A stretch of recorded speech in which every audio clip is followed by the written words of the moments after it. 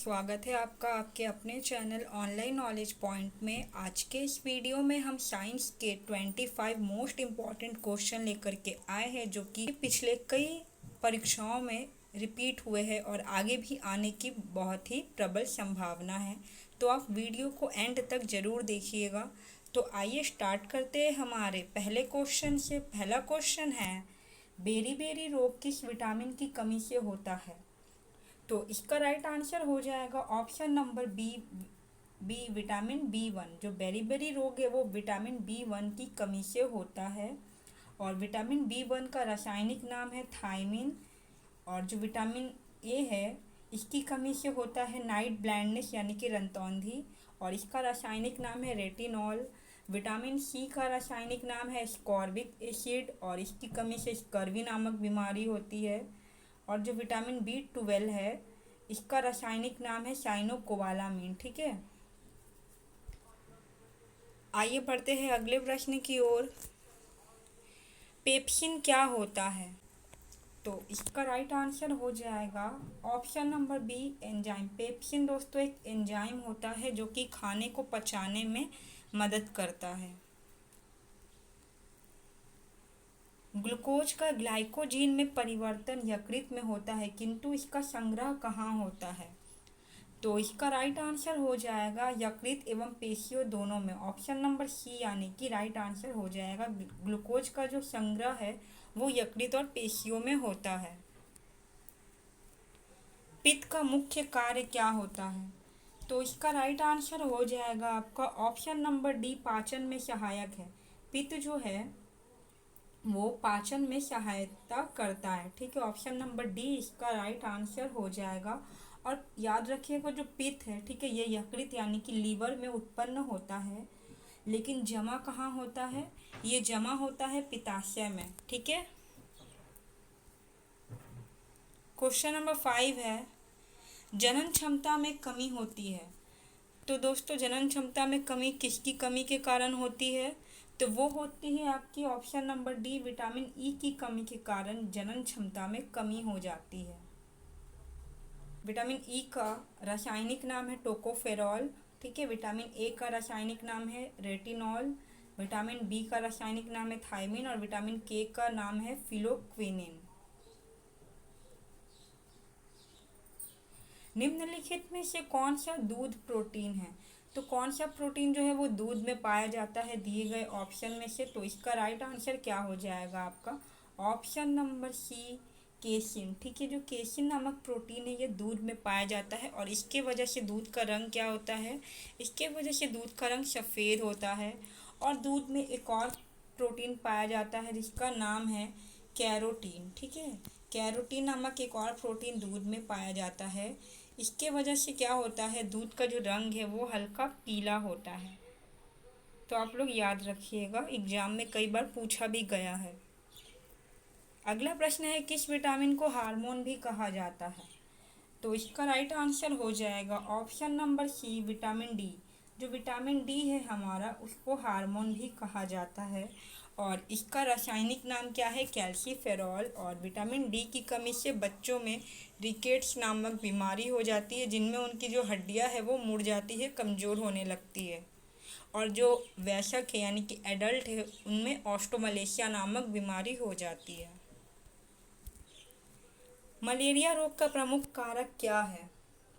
इसका right answer आपका हो जाएगा मलेरिया रोग का प्रमुख कारक है प्लाज्मोडियम परजीवी। ठीक है, प्लाज्मोडियम नामक परजीवी जो है वो मलेरिया रोग का प्रमुख वाहक है, याद रखिएगा आप लोग। और मलेरिया रोग किसकी वजह से होता है? तो मादा एनोफिलीज मच्छर जो है उनके काटने से ही मलेरिया नामक रोग होता है। यांत्रिक ऊर्जा को विद्युत ऊर्जा में बदलता है, तो कौन बदलता है? अगर आपने चुना है ऑप्शन नंबर डी तो आपने बिल्कुल राइट आंसर चुना है। ऑप्शन नंबर डी, डायनेमो जो है वो यांत्रिक ऊर्जा को विद्युत ऊर्जा में कन्वर्ट कर देता है। और जो विद्युत मोटर है, ठीक है, विद्युत मोटर क्या करता है? विद्युत ऊर्जा को यांत्रिक ऊर्जा में कन्वर्ट कर देता है। और जो लाउड स्पीकर है वो विद्युत ऊर्जा को ध्वनि ऊर्जा में बदल देता है। और माइक्रोफोन जो है वो ध्वनि ऊर्जा को विद्युत ऊर्जा में कन्वर्ट कर देता है। विद्युत मोटर जो है वो डायनामो का ठीक उल्टा है, ठीक है। डायनामो यांत्रिक ऊर्जा को विद्युत ऊर्जा में बदलता है और विद्युत मोटर जो है वो विद्युत ऊर्जा को यांत्रिक ऊर्जा में बदलता है। अगला क्वेश्चन है, हृदय में विकार का पता लगाने के लिए किसका प्रयोग किया जाता है? तो अगर आपने चुना है ऑप्शन नंबर डी, तो आपने बिल्कुल ही राइट आंसर चुना है। ऑप्शन नंबर डी जो है ईसीजी, इसका हम लोग उपयोग करते हैं हृदय में विकार का पता लगाने के लिए, ठीक है। और पेसमेकर संबंधित है हृदय से। और सीटी स्कैन से आप लोगों को पता होगा कि शरीर के किसी भी अंग में कोई अगर विकार है तो उसका पता लगाने के लिए सीटी स्कैन किया जाता है। और जो ईईजी है ये जो है ये हमारे ब्रेन से रिलेटेड होता है, ठीक है। और ईसीजी इसका राइट आंसर हो जाएगा। फुल फॉर्म होता है इलेक्ट्रोकार्डियोग्राफी। निम्नलिखित में किस रंग की तरंग दैर्घ्य सर्वाधिक होती है? तो जिस रंग की तरंग दैर्घ्यता सबसे अधिक होती है उसका आंसर है आपका ऑप्शन नंबर ए, लाल। लाल रंग की तरंग दैर्घ्यता सबसे ज़्यादा होती है। और पूछा जाए कि सबसे कम किसकी होती है, तो वो बैंगनी रंग की तरंग दैर्घ्यता सबसे कम होती है।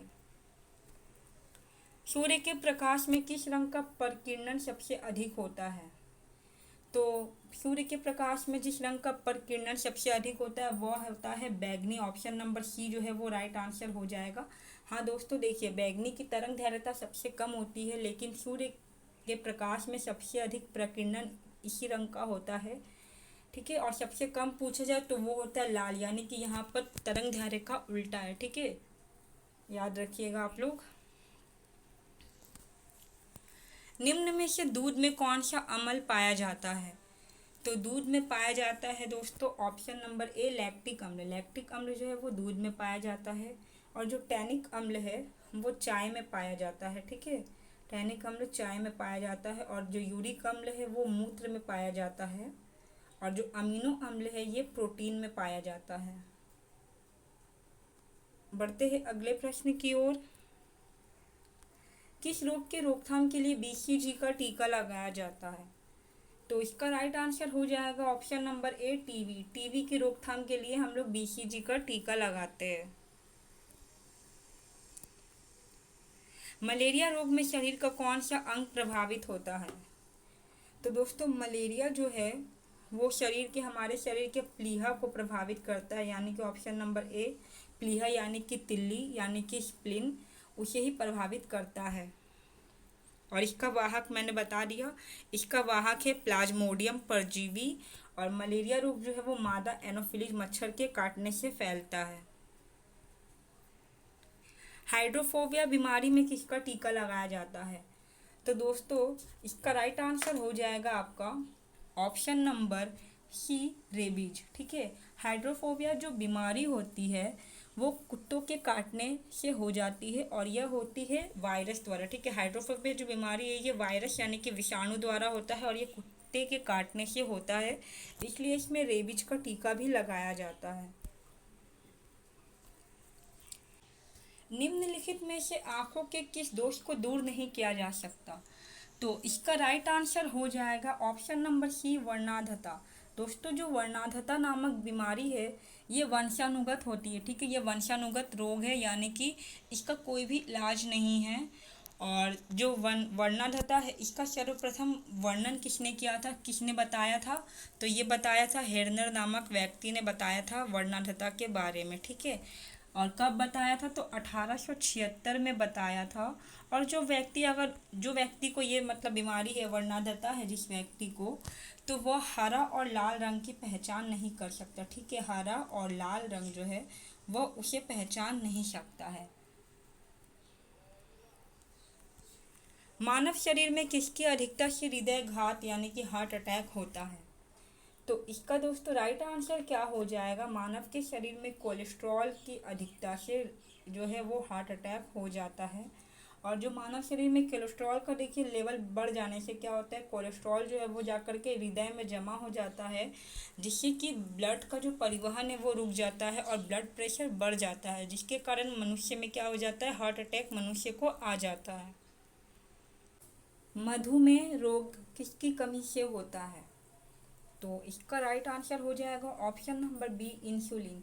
इंसुलिन की कमी से दोस्तों मधुमेह नामक बीमारी होती है, और इंसुलिन जो है वो अग्नाशय के बीटा सेल से जो है स्रावित होता है। ठीक है। रक्त की प्रकृति कैसी होती है? तो दोस्तों रक्त की प्रकृति जानने से पहले आप लोग ये जान लीजिए कि देखिए जिस भी तत्व का पीएच मान जो है वो 7 से अधिक होता है। ठीक है। अगर 7 से अधिक है तो वो होता है, उसकी प्रकृति क्षारीय होती है, और जिसका पीएच मान 7 से कम होता है उसकी प्रकृति अम्लीय होती है। ठीक है, अम्लीय होती है। और जो पीएच पैमाना है उसकी खोज किसने की थी? सबसे पहले एसपी सोरेनसन ने की थी। और जो हमारा रक्त है, ठीक है, मानव रक्त, उसका पीएच मान होता है 7.4, यानी कि ये 7 से अधिक है, तो इसलिए हमारे रक्त की प्रकृति कैसी होती है? तो क्षारीय होती है, यानी कि option number B right answer हो जाएगा। पाचन क्रिया में प्रोटीन निम्नलिखित में से किस पदार्थ में बदल जाता है? तो इसका राइट आंसर हो जाएगा ऑप्शन नंबर सी, एमिनो अम्ल। प्रोटीन जो है वो एमिनो अम्ल में कन्वर्ट हो जाते हैं। और दोस्तों शरीर में अमीनो अम्ल की संख्या कितनी होती है? तो अमीनो अम्ल की संख्या होती है 20। ठीक है, याद रखिएगा ये वाला पॉइंट भी। वह जीव जो मृत कार्बनिक पदार्थ पर उठता है उसे क्या कहा जाता है? तो दोस्तों इसका राइट आंसर हो जाएगा ऑप्शन नंबर सी, सेप्रोफाइट। ठीक है, यहाँ पे सेप्रोफाइट जो है वो राइट आंसर हो जाएगा। निम्न में से कौन सा पदार्थ शरीर के प्रति और नई कोशिकाओं के निर्माण में सबसे अधिक आवश्यक है? तो इसका राइट आंसर हो जाएगा ऑप्शन नंबर डी, प्रोटीन जो है वो शरीर के प्रति और नई कोशिकाओं के निर्माण में सबसे अधिक आवश्यक होता है। स्तनधारियों का सबसे महत्वपूर्ण लक्षण क्या है?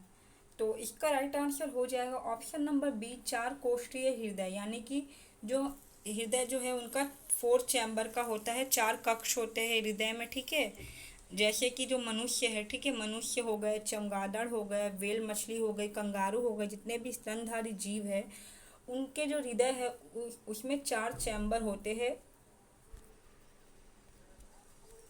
तो दोस्तों आज आपके लिए एक क्वेश्चन है, मानव शरीर का सबसे बड़ा अंग कौन सा है? ठीक है, आपको दिए गए ऑप्शन में से बताना है, कमेंट करना है राइट आंसर क्या हो जाएगा। तो ये थे हमारे आज के वीडियो के आखिरी प्रश्न। उम्मीद है आपको वीडियो अच्छी लगी होगी। अगर वीडियो अच्छी लगी हो तो वीडियो को लाइक करें और चैनल को सब्सक्राइब करें। वीडियो को यहाँ तक देखने के लिए बहुत बहुत धन्यवाद।